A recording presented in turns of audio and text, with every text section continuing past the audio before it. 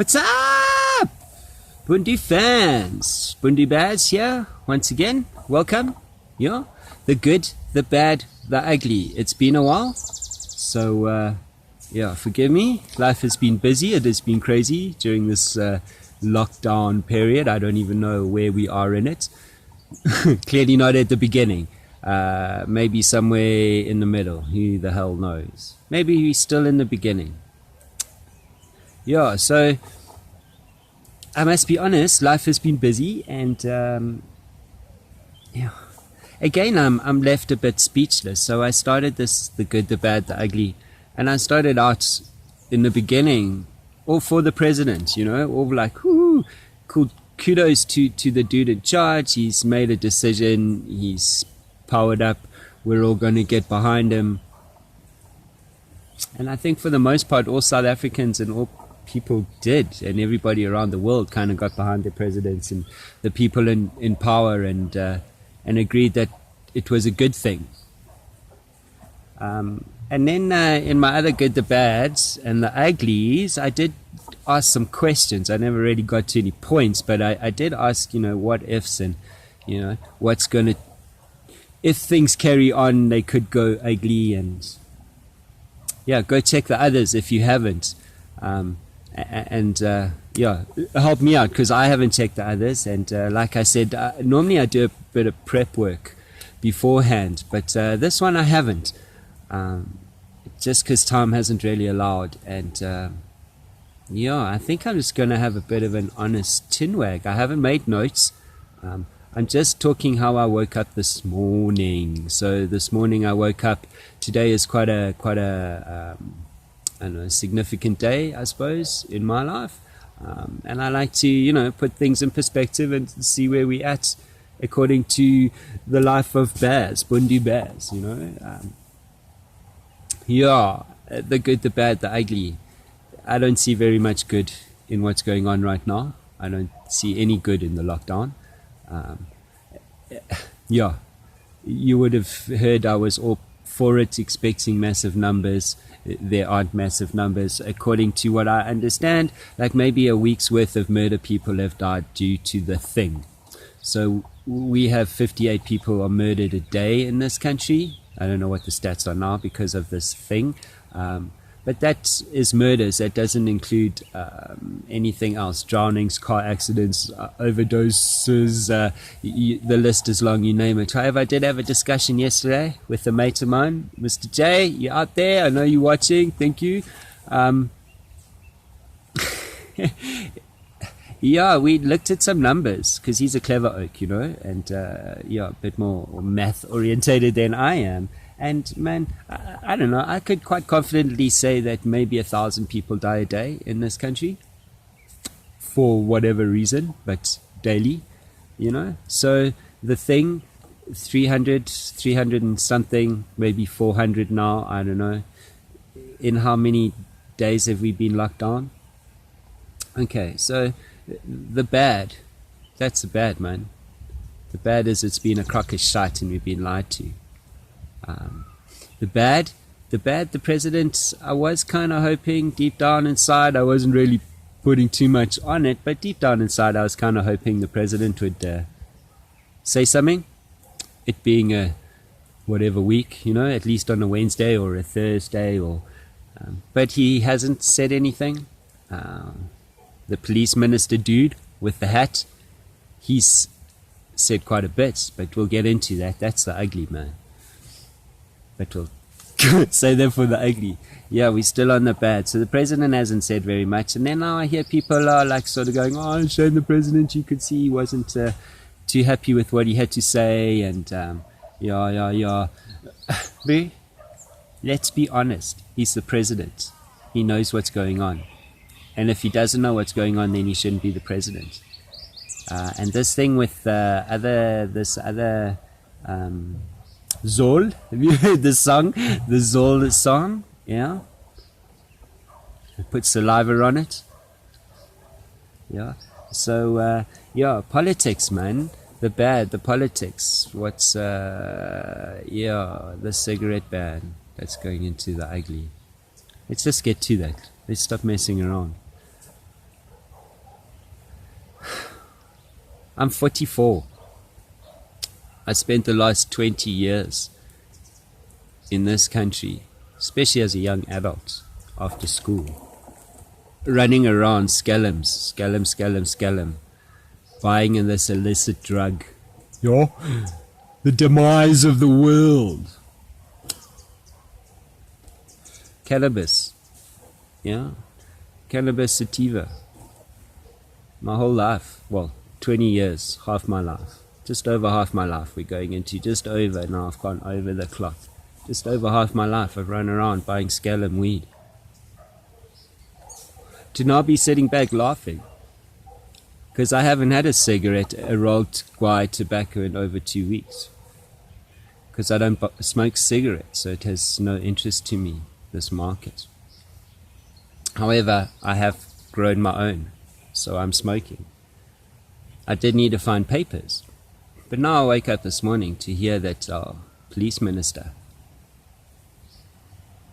reckons that if he stops someone for smoking a cigarette in their car, they have to now prove where they got that cigarette. I don't know what to say about that. Do you guys know what to say about that? So my whole life, 20 years of my life, I bought weed scallum, being the token white dude running through the locations in the townships. On the side of the road. Hiding away from the police officers. Smoking scallums out in the bush, in the forest. Driving my car far away from people, so I could sit and mull my weed, because back in the day we used to buy them in packets, checkers packets and newspaper rolls. Then it went down to bank bags, good old bank bags, particular size with a bit of writing, printing on it, telling you the breakdown of coins. Then we used to sit, well, I did anyway, back in the beginning with a big piece of newspaper. Then it went down to a magazine, and then you used to sit and mull your stuff, get your seeds out, throw it out the window, prep it, put it into smaller bags or whatever, hide it away, scallums while you're working, and then head back home. I was never a dealer, but I smoke. Now I can sit smoking at home and it's quite flippin' legal, but I can't be caught driving my car with a cigarette in my mouth. Does that sound okay to you guys? Don't sound okay to me. Hey, I don't think that's cool at all. So that's the bad, man. The bad, the ugly, it's now all one big thing. There is no bad, there is no what's worse, what's less worse. Us as South Africans, we as people are losing our rights. We are losing our rights to a draconian government. And somehow we need to stop this. How are we going to do it? I would like to say by standing together. It is the way. Without any racial divides, without any religious divides, just South Africans, just people of this land. Is that going to happen? I don't think so. Because again, I read and I see what the common folks say, and I know that in my circle of friends and in the people I interact with, there isn't a racial issue. But maybe there is an underlying racial issue that I'm not aware of. Do I have a racial issue? I would like to say no, but I do, I guess, because I'm white and I'm a minority. So for the less educated and for those that want to pick a fight, I guess you would harp on the thing of being white. However, I would rather look at that I'm an entitled minority. And it's not just a color thing, it's a class thing, because my neighbors don't hate me because I'm white, and we're both renting, so we're in the same boat. So if they can't work and I can't work and we both can't make money. However, it's crap. It's crap, and maybe I'm overreacting, and maybe someone needs to come and tell me I'm overreacting, but there's definitely a racial undertone to a lot of stuff. I woke up this morning reading a comment on something about the mamas and the bosses, and how they need their staff to come and clean up after them. So I don't have staff that needs to come and clean up after me. I don't employ people because I want to have servants. I employ people because ultimately I've worked hard, and if I can share what I have, and if I have a bit extra, then I have people that I would dig to help because they rely on that, and they have families, and I take it upon me as a good citizen of this land to assist my fellow citizens of this land. And I'm sure most people think like that. I'm sure we all kind of think like that for the most part, no? So why do we come with all these issues? Yeah.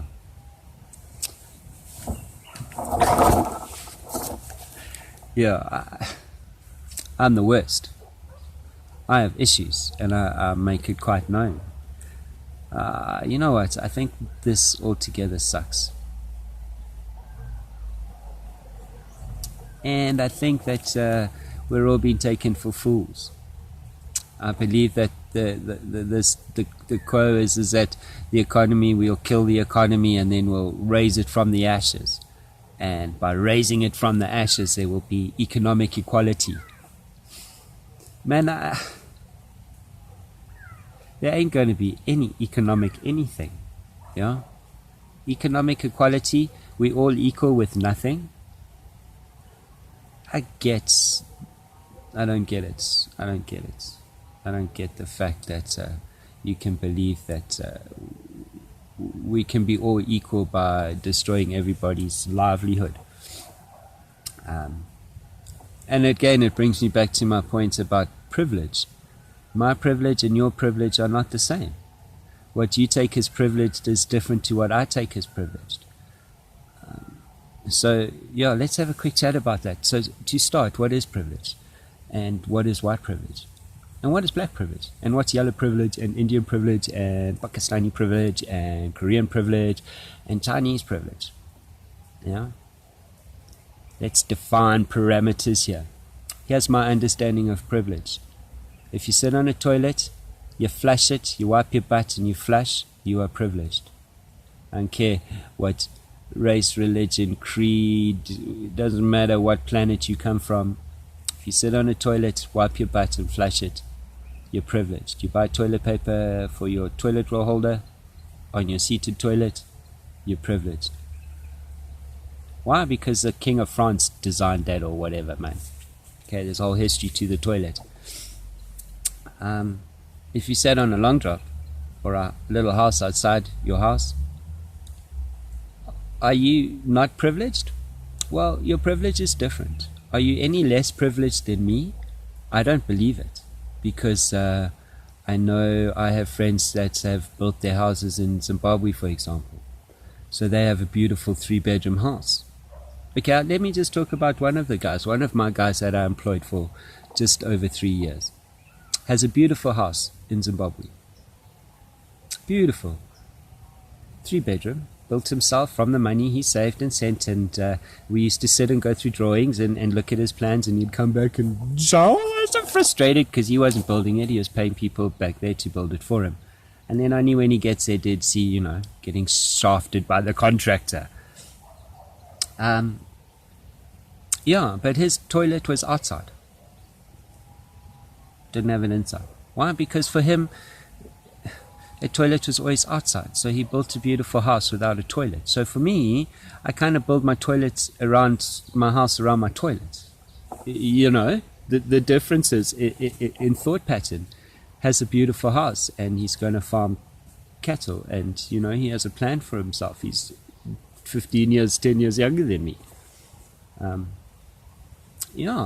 Beautiful place. Toilet outside. Difference. Does it make him and I any different? Absolutely not. Do we still aspire for the same things? Yeah. However, now I appreciate the toilet I sit on. That makes sense? Because I've spent a lot of my life not sitting on toilets. So yeah, privilege. I believe privilege is all about, Yeah, really the mission you make every morning to go to a toilet. And that defines who you are. So based on where you sit to do your business, or based on your mentality. And that's it. So with that in mind, don't you find it quite funny how our politicians and all our heads of chiefs of whatever, the few that are making these decisions, don't you find it quite funny that they're probably the privileged? And I bet you that they didn't spend their lives sitting on an 8AC, a long drop.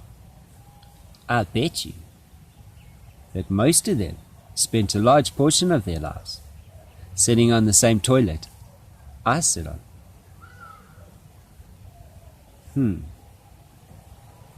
Yeah, the ugly, just quickly. China, CCP, I don't want to say them. It's the last time I want to say them.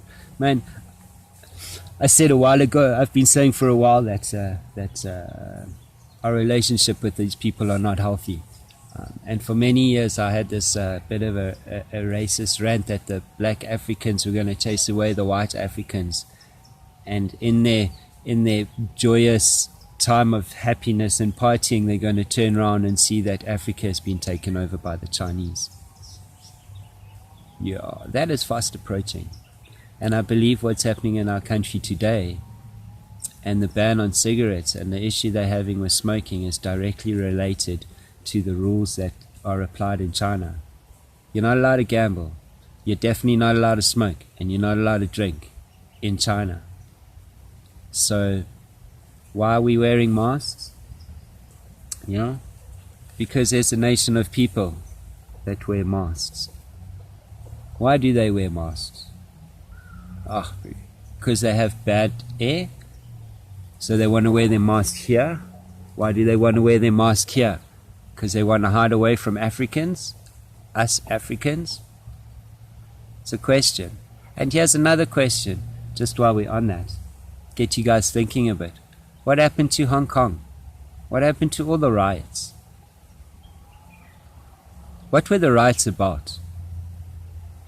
Yeah? Were they not a warning? Were we not warned? Were they not trying to tell the world something? Let's not forget. Let's go back. The thing. Let's go back to the beginning of March. What was happening in the beginning of March? Lest we forget. Okay? Okay. Alright, I've waffled. This is probably one of the longest good, the bad's ugly. Just a quick recap. You know? The good, there is no good. The good is past, over, done. Everything that's happening now is downhill in the bad. The bad, this thing with cigarettes, yeah, I'm over it.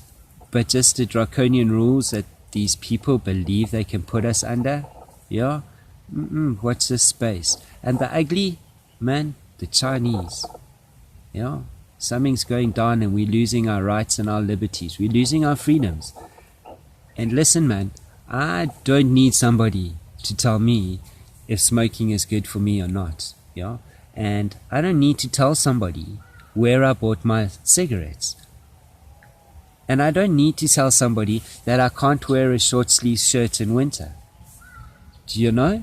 And if you guys are okay with that, and I don't care where you come from or who you are, there are problems. If you're okay with the fact that people are not getting their grants, if you're okay with the fact that our government is not accountable for where that 500 billion is gone, this morning I heard talks that this 350 Rand grant is not getting paid out to the people that want it. So how many people are getting it?